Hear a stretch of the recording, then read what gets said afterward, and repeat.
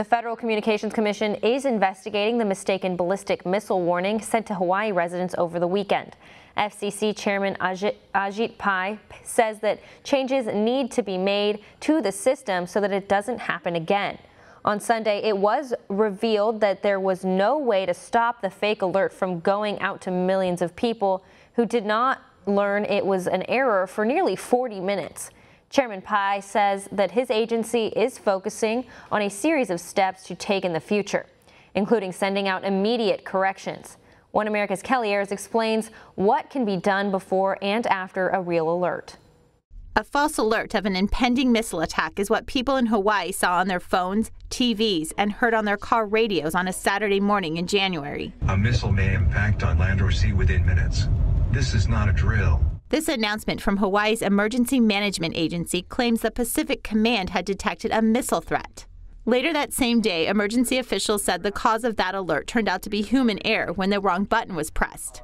Hawaii's governor apologized for the mistake. Many in our community was deeply affected by this, and I'm sorry for that pain and confusion that anyone might have experienced.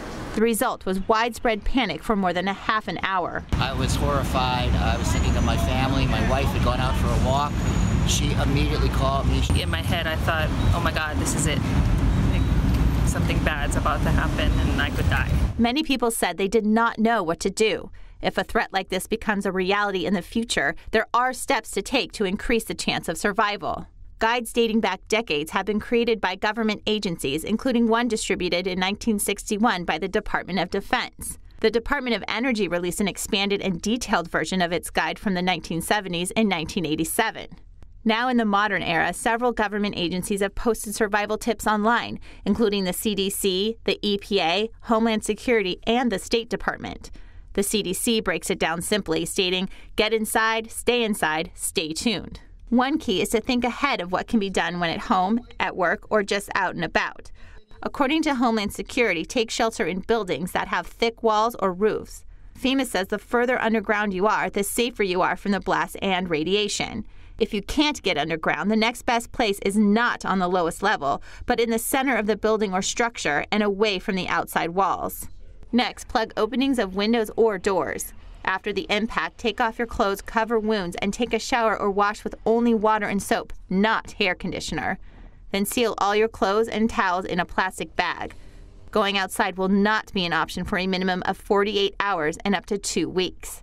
Hiding inside a car will not help, but a cave near a beach is better than being out in the open. If there is nowhere to go and you are stuck outside, get down flat on the ground, try to cover your exposed skin if possible, and wait for the blast to clear. Looking at the explosion is out of the question since it can be blinding. And before an alert is ever sent, gather emergency supplies, similar to preparing for an earthquake, hurricane, fire, or flood. One item the State Department recommends is a reverse osmosis water filtration system that can decontaminate drinking water. Meanwhile, emergency officials in Hawaii are promising to be more prepared themselves. We made a mistake. We were going to take processes and study this so that this doesn't happen again. Kelly Ayers, One America News. We can use your help. Call your cable provider and kindly demand that One America News is added to your lineup. Call today.